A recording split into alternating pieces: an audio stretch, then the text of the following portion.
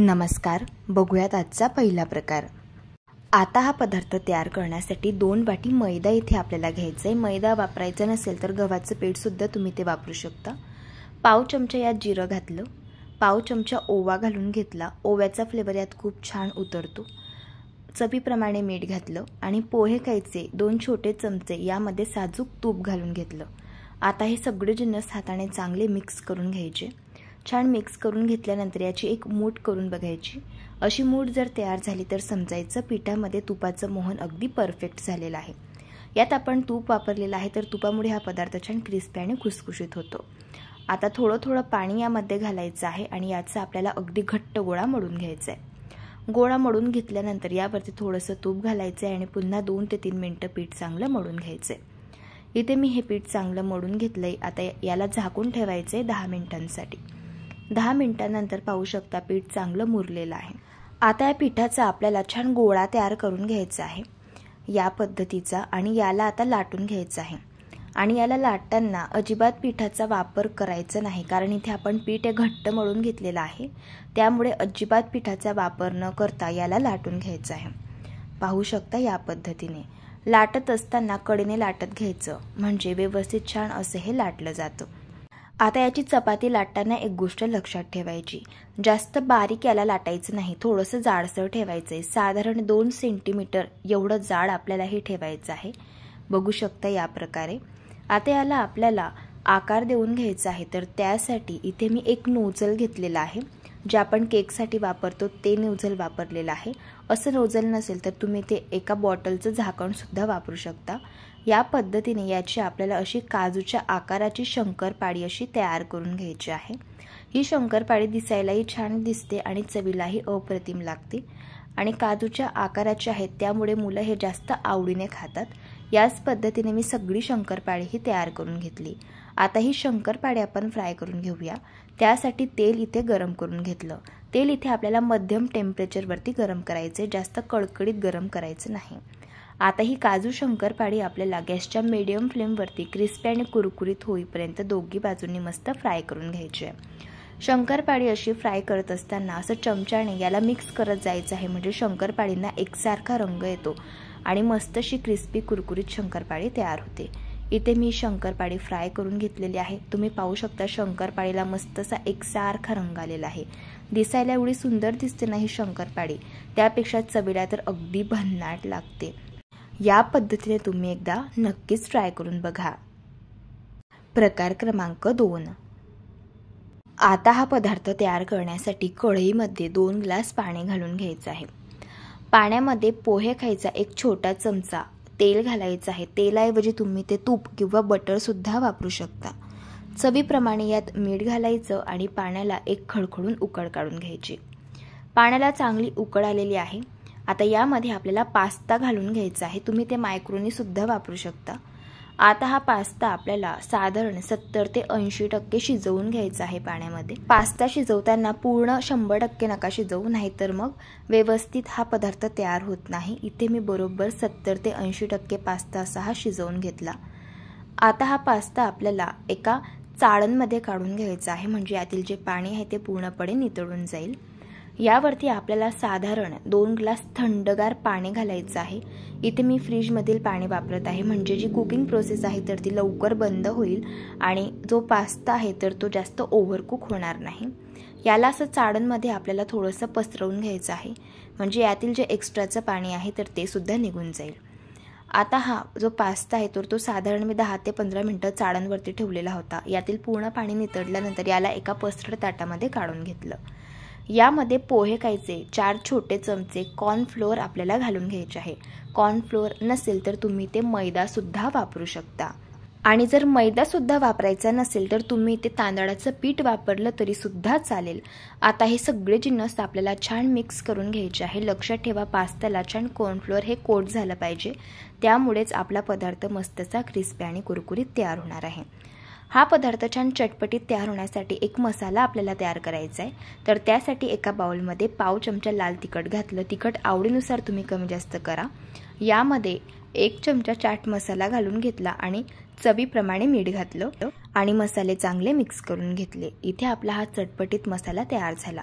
Pasta आपल्याला fry करून घ्यायचा आहे, तर त्यासाठी तेल मध्यम टेम्परेचरवरती गरम करून घेतलंय। पास्ता असा मोकळा करायचा आणि तेलामध्ये घालून घ्यायचा आणि याला क्रिस्पी आणि कुरकुरीत होईपर्यंत छान फ्राय करून घ्यायचा आहे। फ्राय करताना असा आपल्याला चमच्याचा वापर करायचा आहे, म्हणजे काय होतं, पास्त्याला एकसारखा रंग येतो। इथे मी हा पास्ता मस्त क्रिस्पी कुरकुरीत होईपर्यंत फ्राय करून घेतला। याच पद्धतीने जो उरलेला पास्ता होता तो देखील फ्राय केला। मस्त असा कुरकुरीत असा हा पास्ता तळला गेलेला आहे। आता तयार करून घेतलेला हा जो मसाला होता तर तो आपल्याला असा या पास्त्यावरती स्प्रिंकल करून घ्यायचा आहे। मसाला तुम्ही आवडीप्रमाणे कमी जास्त करू शकता। आता हा मसाला छान पूर्ण पास्त्याला असा कोट करून घ्यायचा। या मसाल्यामुळेच हा पदार्थ खूप चटपटीत लागतो आणि लहान मुलं तर अगदी पटकन फस्त करतात, इतका चवीला भन्नाट हा पदार्थ तयार होतो। तयार झाला चटपटीत असा हा पास्ता। एकदा नक्कीच या पद्धतीने ट्राय करून बघा। प्रकार क्रमांक 3। आता हा पदार्थ तयार करण्यासाठी इथे मी 6 मध्यम आकाराची बटाटे घेतली। बटाटे स्वच्छ धुवून घेतली आणि नंतर त्यांची मी सालं काढून घेतली। बटाटा काळा पडू नये तर त्यासाठी इथे मी याला पाण्यामध्ये घातलेलं होतं। या बटाट्याचे आपल्याला चिप्स तयार करून घ्यायचे आहे, तर त्यासाठी इथे मी चिप्सची जी किसणी असते त्याने असे चिप्स तयार करून घेत आहे। आणि चिप्स असे बनवताना बाउलमध्ये खाली पाणी घ्यायचं आणि त्यामध्ये हे चिप्स ठेवायचे, म्हणजे चिप्स हे काळे पडत नाहीत। चिप्स तयार करून घेतल्यानंतर 2 ते 3 वेळेस मी यांना स्वच्छ धुवून घेतलेलं होतं। आता हे चिप्स आपल्याला 2 मिनिटं शिजवून घ्यायचे आहे, तर त्यासाठी पाणी गरम करून घेतलंय। यामध्ये हे चिप्स आपल्याला घालून घ्यायचे आहे। गॅसची फ्लेम आपल्याला अगदी स्लो ठेवायची आहे। हे चिप्स आपल्याला फक्त 2च मिनिटं पाण्यामध्ये शिजवून घ्यायचे आहे, जास्त ओव्हर कुक करायचे नाही। चिप्स हलकेसे शिजल्यानंतर एका चाळणमध्ये काढून घेतले आणि नंतर हे चिप्स आपल्याला असे मोकळे करून घ्यायचे आहे आणि एक एक चिप्स असं आपल्याला हे सुती कापडवरती ठेवून घ्यायचं आहे। साधारण 15 मिनिटं आपल्याला हे चिप्स असेच ठेवायचे आहे पंख्याखाली, म्हणजे यातील जे एक्स्ट्राचं पाणी आहे ते नितळून जाईल। इथे आपण सॉल्टी फ्लेवरचे चिप्स तयार करत आहोत, तर त्यासाठी 1 चमचा मीठ इथे घेतलं आणि त्यामध्ये पाणी घालून घेतलं अर्धी वाटी आणि छान असं हे पाणी व्यवस्थित मिक्स करून घेतले। चिप्स इथे छान आपले व्यवस्थित कोरडे झालेले आहे। यातील जे एक्स्ट्राचं पाणी आहे ते पूर्ण असं सुकलेलं आहे। आता तेल गरम करायचं आणि तेलामध्ये आता हे चिप्स घालून घ्यायचे आहे। चिप्स मस्त असे क्रिस्पी कुरकुरीत होईपर्यंत आपल्याला फ्राय करून घ्यायचे आहे। चिप्स फ्राय करण्यासाठी लक्षात ठेवा, तेल चांगलं कडकडीत गरम असायला हवं। चिप्स फ्राय करत असताना एक गोष्ट लक्षात ठेवायची, हे चिप्स असे आपल्याला सतत मिक्स करत जायचे आहे, म्हणजे एकमेकांना चिटकणार नाहीत आणि मस्त असे कुरकुरीत होतील। चिप्स असे अर्धवट फ्राय झाल्यावरती यात आपल्याला तयार करून घेतलेलं जे मिठाचं पाणी होतं तर ते यामध्ये घालायचं आहे। साधारण पोहे खायचे 2 छोटे चमचे यामध्ये पाणी घालायचं। हे पाणी घातल्यामुळे काय होतं, चिप्सला छान असा सॉल्टी फ्लेवर येतो आणि चिप्स हे क्रिस्पी आणि कुरकुरीत देखील होतात। आता हे चिप्स आपण पूर्ण फ्राय करून घेऊया। इथे मी हे चिप्स क्रिस्पी कुरकुरीत होईपर्यंत मस्त फ्राय करून घेतलेले आहे। अगदी मार्केटमध्ये मिळतात ना पॅकेटचे चिप्स, तसेच हे चिप्स तयार होतात। एकदा जर असे बनवून ठेवले तर अजिबात 2 ते 3 आठवडे खराब होत नाहीत। दिसायला एवढे सुंदर दिसतात, त्यापेक्षा चवीला अगदी भन्नाट लागतात।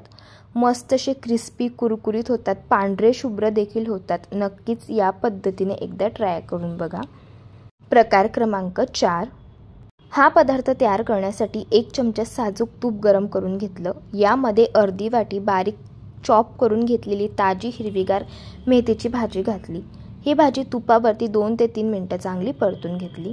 परतून घेतलेली मेथीची भाजी एका प्लेटमध्ये थंड होण्यासाठी काढायची। एका पसरट ताटामध्ये 1 वाटी गव्हाचं पीठ आणि त्यात 1 वाटी आपल्याला बारीक रवा घालायचा आहे। आता परतून घेतलेली मेथीची भाजी यामध्ये घातली, पाव चमचा ओवा घातला, 1 चमचा पांढरे तीळ घातले, 1 चमचा लाल तिखट, पाव चमचा हळदी पावडर आणि पाव चमचा मीठ घातलेलं आहे। मीठ चवीनुसार तुम्ही इथे वापरू शकता।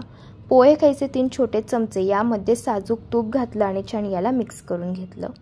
आता यात थोडं थोडं पाणी घालायचं आहे आणि या पिठाचा आपल्याला अगदी घट्ट गोळा मळून घ्यायचा आहे। लक्षात ठेवा, अगदी घट्ट गोळा मळायचा, सैल गोळा मळायचा नाही, नाहीतर हा पदार्थ व्यवस्थित तयार होत नाही। हा पदार्थ तळताना वातडा राहू शकतो, त्यामुळे असं पीठ घट्ट मळायचं। या पिठातील आता एक गोळा आपल्याला घ्यायचा आहे। आता हा गोळा आपल्याला लाटून घ्यायचा आहे। याला लाटताना अजिबात पिठाचा वापर करायचा नाही, कारण पीठ इथे आपण आधीच घट्ट मळून घेतलेलं आहे, त्यामुळे अजिबात कोरडं पीठ वापरायची याला गरजच पडत नाही। छान याची मी चपाती लाटून घेतलेली आहे। लाटून घेतलेल्या या चपातीवरती आपल्याला पोहे खायचा एक छोटा चमचा साजूक तूप घालायचं आहे। तूप पूर्ण चपातीला लावायचं। नंतर थोडासा मैदा घ्यायचा आणि आपल्याला असा या चपातीवरती असा स्प्रिंकल करून घ्यायचं आहे। तुम्ही ते गव्हाचं पीठ सुद्धा वापरू शकता किंवा कॉर्नफ्लोअर सुद्धा वापरू शकता। छान हा मैदा देखील आपल्याला व्यवस्थित याला लावून घ्यायचं आहे आणि नंतर ही चपाती अशी दोघी साईडने फोल्ड करायची। आता पुन्हा यावरती एक छोटा चमचा तूप घालायचं, यावरती थोडासा मैदा घालायचा आणि मैदा असा छान याला व्यवस्थित लावून घ्यायचा आहे चमच्याने। या प्रकारे अशी ही स्टेप केल्यामुळे काय होतं, या पदार्थाला मस्त असे पदर सुटले जातात आणि भरपूर लेयर्स सुद्धा याला पडतात। पुन्हा याला दोघी साईडने असं फोल्ड करून घेतलेला आहे। आता अगदी हलक्या हाताने याला असं लाटून घ्यायचं आहे। प्रोसेस जरी थोडीशी मोठी असली पण ही स्टेप करणं खूप गरजेचं आहे, त्यामुळेच हा पदार्थ भरपूर असा लेयर्स असलेला तयार होतो। याला असं लाटून घेतल्यानंतर यावरती पुन्हा एक छोटा चमचा तूप घातलं, यावरती थोडासा मैदा घातला, याला पुन्हा असं व्यवस्थित मिक्स करून घेतलं आणि पुन्हा आपल्याला आता हे असं फोल्ड करून घ्यायचं आहे। फोल्ड करून घेतल्यानंतर थोडंसं हलक्या हाताने याला प्रेस केलं। आता अगदी लाटण्याने आला हलकंसं असं लाटून घ्यायचं आहे, जास्त दाब द्यायचं नाही। आता आपण याला असं कट करून घेऊया। साधारण 2-2 सेंटीमीटरच्या अंतरावरती याच्या वड्या मी कट करून घेतल्या। इथे आपण मेथी स्टिक तयार करत आहोत, तर तेल इथे मध्यम टेम्परेचरवरती गरम करून घ्यायचं। मेथी स्टिक तेलामध्ये घालायच्या आणि क्रिस्पी कुरकुरीत होईपर्यंत फ्राय करायच्या। इथे मी या मेथी स्टिक फ्राय करून घेतलेल्या आहे। पाहू शकता मस्त अशा भरपूर लेयर्स या मेथी स्टिकला पडलेले आहे आणि ही मेथी स्टिक भरपूर अशी क्रिस्पी कुरकुरीत होते। लहान मुलं शक्यतो मेथीची भाजी खात नाहीत, तर त्यासाठी तुम्ही हा पदार्थ बनवून घेऊ शकता, चवीला छान लागतो। प्रकार क्रमांक 5। आता हा पदार्थ तयार करण्यासाठी 1 कप तांदळाचं पीठ घेतलेलं आहे। यामध्ये पाव कप आपल्याला बेसन पीठ घालायचं आहे। बेसन पिठामुळे हा पदार्थ छान क्रिस्पी खुसखुशीत होतो आणि बेसन पिठाचा फ्लेवर यामध्ये खूप छान लागतो, त्यामुळे बेसन पिठाचा वापर नक्की करायचा। आता ज्या कपाने आपण तांदळाचं पीठ घेतलं होतं त्याच कपाने 1 कप इथे मी पाणी घेतलं। यात 1 छोटा चमचा साजूक तूप घातलं, 1 चमचा पांढरी तीळ घातले, 1 चमचा चिली फ्लेक्स घालून घेतली आणि साधारण अर्धी वाटी यामध्ये मी कस्तुरी मेथी घातली। आता पाव चमचा हळदी पावडर, पाव चमचा गरम मसाला, पाव चमचा हिंग आणि पाव चमचा जिऱ्याची पूड यात घातली। छान याला मिक्स करून घेतलेला आहे।